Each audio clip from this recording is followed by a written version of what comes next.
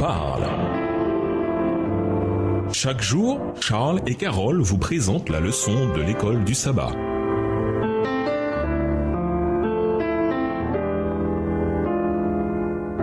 Bienvenue dans votre émission Dieu nous parle. Nous voilà à la leçon 1 qui va du 24 au 30 septembre. Fin. Étude de la semaine. Job 42, les versets 10 à 17, Genèse 4, verset 8, Matthieu 14, verset 10, 1 Corinthiens 4, verset 5, Daniel 2, verset 44 et Job 14, les versets 14 et 15. Verset à mémoriser, Jésus lui dit « Je suis la résurrection et la vie, celui qui croit en moi vivra, même s'il meurt. » Jean 11, le verset 25 de la version Bible en français courant. Dans les cours d'écriture créative, les élèves apprennent l'importance du dénouement dans leur œuvre. En particulier, quand il s'agit de fiction où tout est inventé, l'auteur doit rédiger une fin satisfaisante. Mais même quand il s'agit de non-fiction, une bonne fin, c'est important. Qu'en est-il de la réalité et de la vie elle-même qui se déroule non pas dans les pages de livres ou le scénario d'un film, mais en chair et en os? Et nos propres histoires, quel genre de fin ont-elles? Comment se terminent-elles? Les détails inachevés sont-ils bien assemblés, comme dans un texte bien écrit? Il semble que ce ne soit pas vraiment le cas. Si. Comment pourrait-elle bien se terminer quand elles finissent toutes par la mort? En ce sens, nous n'avons jamais vraiment de fin heureuse, car à quel moment la mort est-elle heureuse? C'est la même chose avec l'histoire de Job. On décrit souvent son dénouement comme une fin heureuse, en tout cas comparée à toutes les souffrances que Job avait dû traverser. Mais en réalité, elle n'est pas si heureuse que cela, car cette histoire, elle aussi, se termine par la mort. Cette semaine, alors que nous ouvrons le livre de Job, nous commencerons par la fin, car elle soulève des questions sur nos faits à nous, pas seulement pour maintenant, mais pour l'éternité. Et nous vous laissons à cette question de réflexion. Notre temps sur la terre est court. De quelle façon voulez-vous que votre histoire se termine? Au revoir. Et à demain si Dieu veut. Dieu nous parle. Chaque jour, Charles et Carole vous présentent la leçon de l'école du sabbat.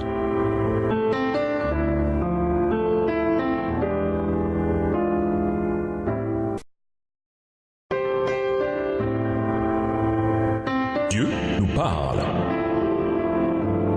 Chaque jour, Charles et Carole vous présentent la leçon de l'école du sabbat.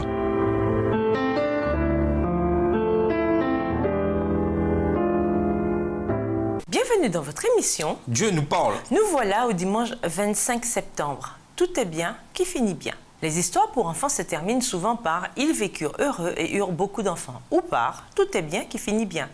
Dans certaines langues, c'est presque devenu un lieu commun. L'idée, c'est que, quels que soient les drames, une princesse enlevée, un méchant loup, un roi maléfique, le héros, et peut-être même sa jeune épouse, triomphe à la fin. C'est ainsi que se termine le livre de Job, en tout cas au premier coup d'œil. Après toutes les épreuves et les catastrophes que Job a dû subir, le livre s'achève sur ce que l'on pourrait décrire comme une note relativement positive. Lisons Job 42, les versets 10 à 17, les derniers versets du livre. Que nous dit ce passage sur la manière dont Job a fini sa vie? Job 42, les versets 10 à 17. L'Éternel rétablit Job dans son premier état. Quand Job eut prié pour ses amis, et l'Éternel lui accorda le double de tout ce qu'il avait possédé. Les frères, les sœurs et les anciens amis de Job vinrent tous le visiter, et ils mangèrent avec lui dans sa maison. Ils le plaignirent et le consolèrent de tous les malheurs que l'Éternel avait fait venir sur lui, et chacun lui donna un quesita et un anneau d'or. Pendant ces dernières années, Job reçut de l'Éternel plus de bénédictions qu'il n'en avait reçu dans les premières. Il posséda 14 000 brebis, 6 000 chameaux, 1000 paires de bœufs et 1000 ânesses. Il eut 7 fils et 3 filles. Il donna à la première le nom de Gémina, à la seconde celui de Kessia, à la troisième celui de Kéren Apuk. Verset 15. Il n'y avait pas dans tout le pays d'aussi belles femmes que les filles de Job. Leur père leur accorda une part d'héritage parmi leurs frères. Job vécut après cela 140 ans et il vit ses fils et les fils de ses fils jusqu'à la 4e génération, et Job mourut âgé et rassasié de jours. Pas de doute là-dessus. Si l'on interrogeait des gens sur un livre de la Bible qui se termine bien pour le personnage principal, un livre où tout est bien qui finit bien, beaucoup citeraient le livre de Job. Après tout, voyez tout ce que Job possède à la fin de l'histoire. Une famille et des amis qui n'étaient pas là au moment de ses épreuves, à l'exception d'Éliphaz, de Bildad, de Tsophar, d'Éliou et de la femme de Job, arrivent et le réconfortent. De plus, ils sont généreux et lui donnent de l'argent. À la fin de l'histoire, Job se retrouve avec 2 fois plus qu'il n'avait au début, en tout cas en termes de biens matériels.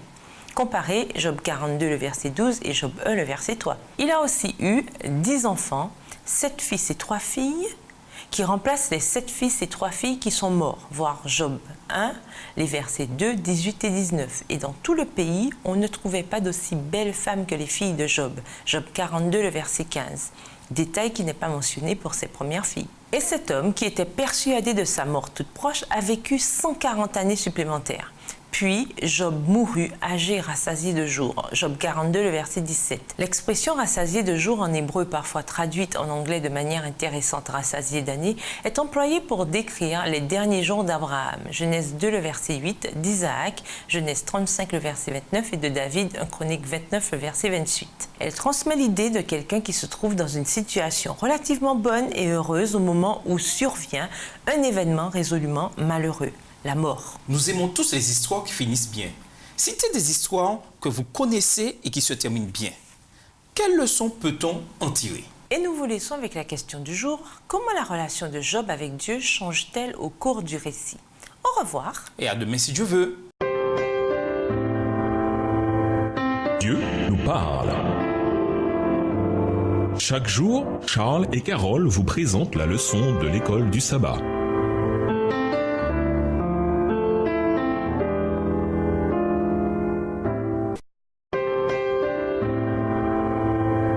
Dieu nous parle. Chaque jour, Charles et Carole vous présentent la leçon de l'école du sabbat.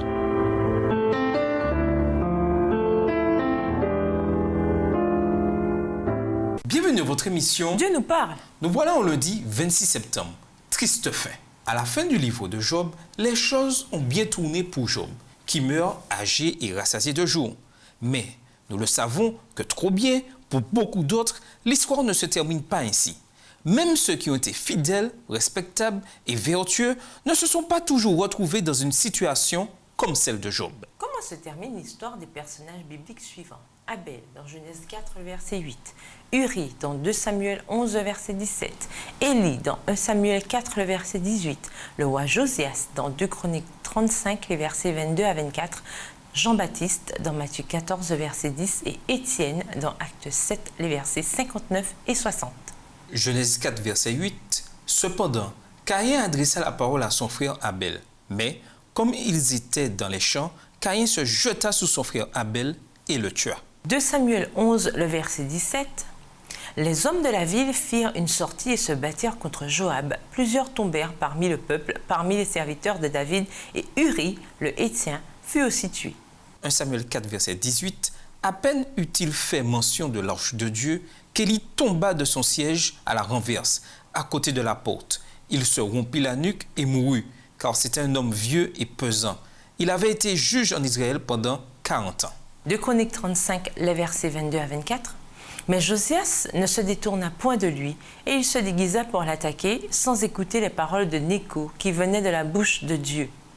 Il s'avança pour combattre dans la vallée de Megiddo. Les archers tirèrent sur le roi Josias, et le roi dit à ses serviteurs, « Emportez-moi, car je suis gravement blessé. » Ses serviteurs l'emportèrent du char, le mirent dans un second char qui était à lui, et l'emmenèrent à Jérusalem. Il mourut et fut enterré dans le sépulcre de ses pères. Tout Juda et Jérusalem pleurèrent Josias. Matthieu 14, verset 10. Et il envoya décapiter Jean dans la prison. Acte 7, les versets 59 à 60. Et il lapidait Étienne qui priait et disait « Seigneur Jésus, reçois mon esprit. » Puis, s'étant mis à genoux, il s'écria d'une voix forte « Seigneur, ne leur impute pas ce péché. » Et après ces paroles, il s'endormit. Comme nous pouvons le voir, la Bible foisonne d'histoires qui ne se terminent pas bien. C'est simplement parce que la vie elle-même foisonne d'histoires qui ne se terminent pas bien. Que l'on meure en martyr pour une bonne cause, ou suite à une horrible maladie, ou bien que notre vie en soit réduite à la souffrance et à la misère, beaucoup de gens ne s'en sortent pas de manière aussi triomphale que Job. fait, pour être honnête, combien de fois les choses tournent-elles aussi bien que pour Job? Nous n'avons pas besoin de la Bible pour prendre conscience de cette terrible réalité. Lequel d'entre nous ignore ce qu'est une fin malheureuse? Racontez des histoires qui ont une fin malheureuse. Qu'avez-vous appris de ces histoires? Et nous vous laissons avec cette question de réflexion. Job était l'ami de Dieu. L'êtes-vous? Comment le savez-vous? Au revoir. Et à demain si Dieu veut. Dieu nous parle. Chaque jour, Charles et Carole vous présentent la leçon de l'école du sabbat.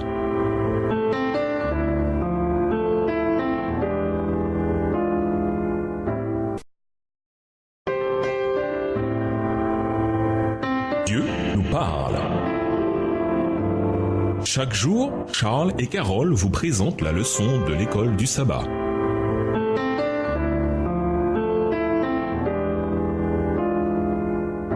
Bienvenue dans votre émission. Dieu nous parle. Nous voilà au mardi 27 septembre, restauration partielle. Certes, l'histoire de Job s'est terminée sur une note positive, contrairement à l'histoire d'autres personnages de la Bible, et bien souvent l'histoire d'autres personnes en général.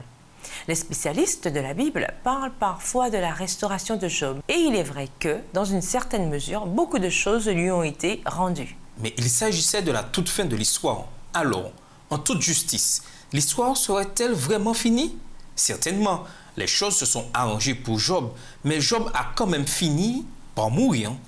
Et tous ses enfants sont morts, et tous les enfants de ses enfants, et ainsi de suite. Tous morts. Et certainement que, dans une certaine mesure, ils ont tous dû affronter une bonne partie des mêmes traumatismes et épreuves de la vie qui sont le lot de tout un chacun dans ce monde déchu. Pour autant qu'on le sache, Job n'a jamais su les raisons derrière toutes les catastrophes qu'il a vécues. Certes, il a eu d'autres enfants, mais quid de son chagrin et de son deuil pour ceux qu'il avait perdus? Quid des cicatrices qu'il a sans nul doute gardées le restant de sa vie? Job a eu une fin heureuse, certes, mais ce n'est pas une fin complètement heureuse. Trop de détails à régler demeurent, trop de questions sans réponse. La Bible déclare littéralement que le Seigneur ramena la captivité de Job, Job 42, verset 10, et c'est bien ce qu'il a fait, surtout lorsque l'on voit tout ce qui est arrivé avant. Mais il reste beaucoup de choses incomplètes, sans réponse et inachevées. Nous ne devrions pas être étonnés. Après tout, dans ce monde tel qu'il est devenu, quelle que soit notre fin, bonne ou mauvaise, il reste toujours des choses incomplètes, sans réponse et inachevées. C'est pourquoi, en un sens, l'on peut voir la fin de Job comme un symbole, bien que faible, de la véritable fin de tous les malheurs et de toutes les souffrances des humains. Elle préfigure l'espérance et la promesse suprême que nous avons à travers l'évangile de Jésus-Christ, d'une restauration pleine et entière, à tel point que la restauration de Job semblera terne en comparaison. Lisons 1 Corinthiens 4, le verset 5. D'après ce texte, pourquoi dans cette vie, pour l'instant, certaines questions resteront-elles sans réponse, inachevées et incomplètes? De quelle espérance ce verset nous parle-t-il? 1 Corinthiens 4, verset 5, c'est pourquoi ne jugez de rien avant le temps, jusqu'à ce que vienne le Seigneur, qui mettra en lumière ce qui est caché dans les ténèbres et qui manifestera les desseins des cœurs. Alors chacun recevra de Dieu la louange qui lui sera due. Et nous vous laissons avec la question du jour. Comment percevez-vous la justice de Dieu? Comment votre famille et vos amis la perçoivent-elles? Et le monde? Au revoir. Et à demain si Dieu veut. Dieu nous parle. Chaque jour, Charles et Carole vous présentent la leçon de l'école du sabbat.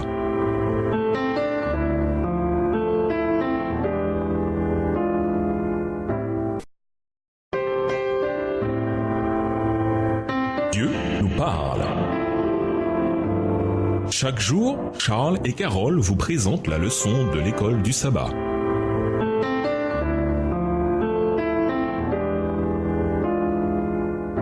Bienvenue à votre émission. Dieu nous parle. Nous voilà au mercredi 28 septembre, le royaume final. La Bible est, entre autres, un livre sur l'histoire.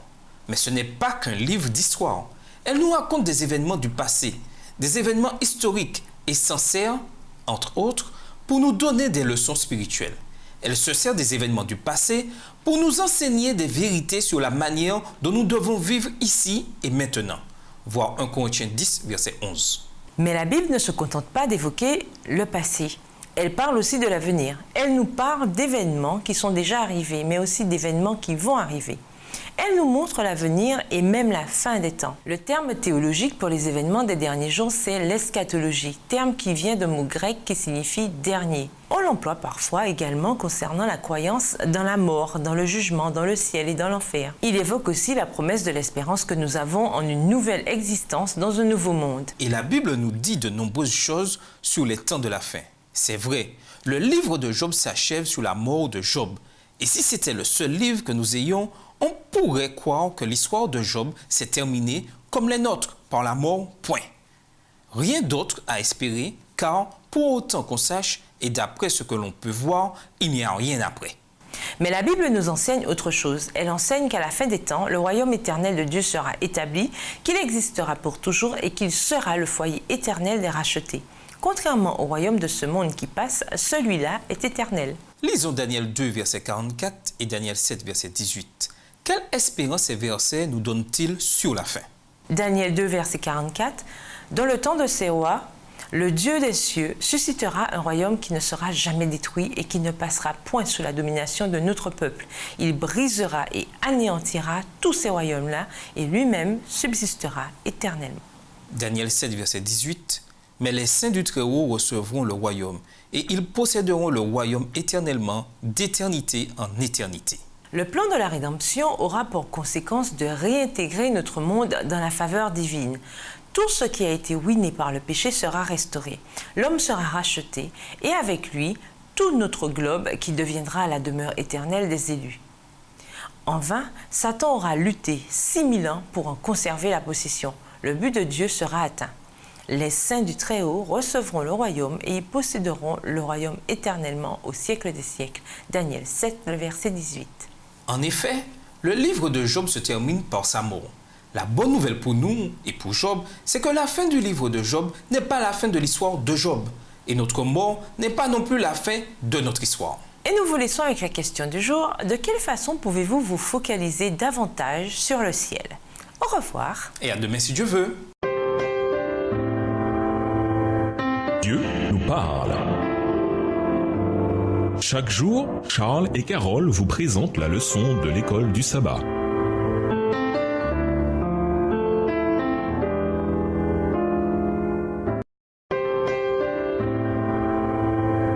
Dieu nous parle. Chaque jour, Charles et Carole vous présentent la leçon de l'école du sabbat.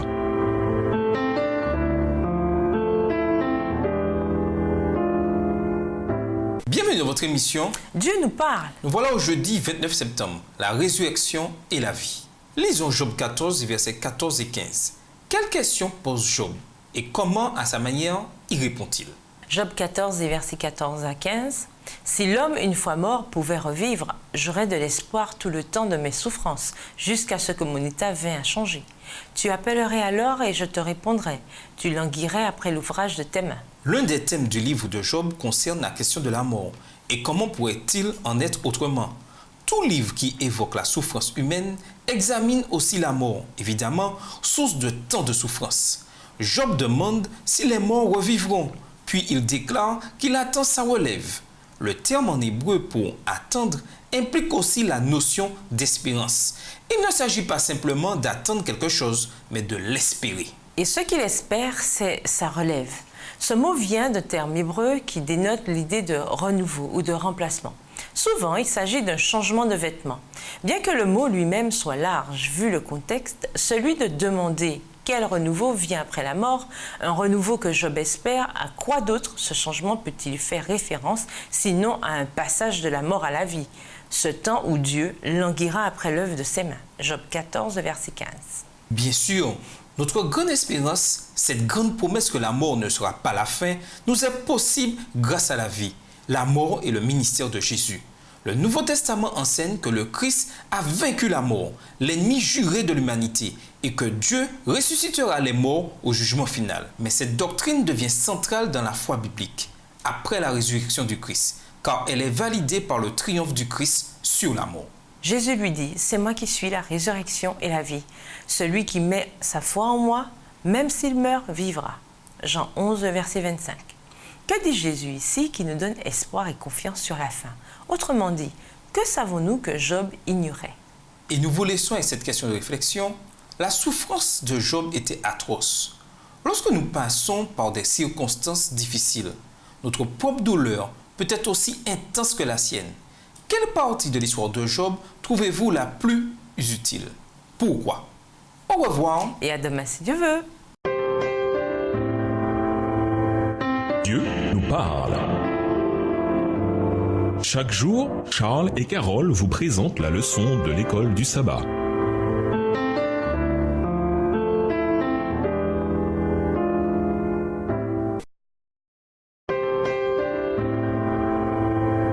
Dieu nous parle. Chaque jour, Charles et Carole vous présentent la leçon de l'école du sabbat.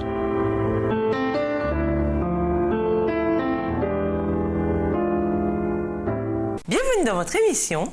Dieu nous parle. Nous voilà au vendredi 30 septembre. Pour aller plus loin, malgré les horribles tragédies qu'il a dû traverser, Job est non seulement resté fidèle, mais il a reçu beaucoup plus que ce qu'il avait perdu. Pourtant, même ici, comme avec une grande partie du livre, des questions restent sans réponse. Bien sûr, Job n'est qu'un livre parmi d'autres dans la Bible, et bâtir toute une théologie sur un seul livre serait une erreur. Nous avons le reste des Écritures qui nous donnent des lumières supplémentaires sur beaucoup des questions difficiles évoquées dans le livre de Job. Le Nouveau Testament nous éclaire tout particulièrement sur des éléments que l'on ne pouvait comprendre pleinement à l'époque de l'Ancien Testament. Le plus grand exemple en est le sens du service du sanctuaire. Quelle que soit la compréhension qu'un Israélite ait pu avoir de la mort des animaux et du service sacrificiel dans son ensemble, ce n'est que par la révélation de Jésus et sa mort sur la croix que tout le système est pleinement révélé. Le livre d'Hébreux éclaire tellement le véritable sens de tout le service. Et bien qu'aujourd'hui, nous ayons le privilège de connaître la vérité présente de Pierre 1, le verset 12, et que nous ayons reçu davantage de lumière que Job, il nous reste encore à apprendre à vivre avec des questions sans réponse. La révélation de la vérité est progressive et malgré les grandes lumières que nous avons reçues, il nous reste encore beaucoup à apprendre. En fait, nous avons appris que les rachetés parcourront les mondes et ils utiliseront la plus grande partie de leur temps à étudier les mystères de la rédemption. Et dans toute l'éternité, ce sujet se révélera continuellement à leur esprit. À méditer, que signifie la notion de révélation progressive? Citez d'autres exemples de la manière dont elle fonctionne. Par exemple, on commence en mathématiques par apprendre les chiffres, puis à compter. Ensuite, on apprend à additionner, soustraire, multiplier et diviser ces chiffres. Après quoi, on peut passer à des choses plus compliquées comme l'algèbre, la géométrie et le calcul différentiel, qui fonctionnent pourtant toujours avec les mêmes chiffres de départ. En quoi cette analogie nous aide-t-elle à mieux comprendre la notion de révélation progressive en matière de théologie et à ne pas céder au découragement quand nous ne voyons pas les progrès escomptés? Lisez Job 42, verset 11. Depuis des siècles, les commentateurs se sont demandé où étaient les amis et la famille de Job au moment où il avait le plus besoin d'eux. Ils sont venus après sa réhabilitation, une fois que les choses se sont arrangées pour lui. Qu'est-ce qui ne va pas là-dedans? Aujourd'hui, combien de faits malheureuses connaissez-vous et quelle espérance la croix vous donne-t-elle sur le fait que ces faits malheureuses ne sont pas véritablement la fin de l'histoire? Pour conclure, de nos jours, l'évangile de la prospérité est un concept théologique répandu. Il enseigne que Dieu va nous bénir, surtout financièrement, si nous lui sommes fidèles, si nous donnons généreusement à l'Église et agissons en bons chrétiens sur toute la ligne. Heureusement, Dieu n'agit pas comme ça. Il ne nous rend pas selon nos mérites. Dieu nous donne beaucoup plus que ce que nous méritons. Par la mort de son Fils Jésus-Christ, nous recevons gratuitement le plus grand don de tous, l'espérance ici-bas même, l'assurance que quelqu'un contrôle vraiment cette planète, l'affranchissement de la peur de mourir et finalement, la promesse de vivre éternellement avec Jésus. Au revoir. Et à demain si Dieu veut. Dieu nous parle. Chaque jour, Charles et Carole vous présentent la leçon de l'école du sabbat.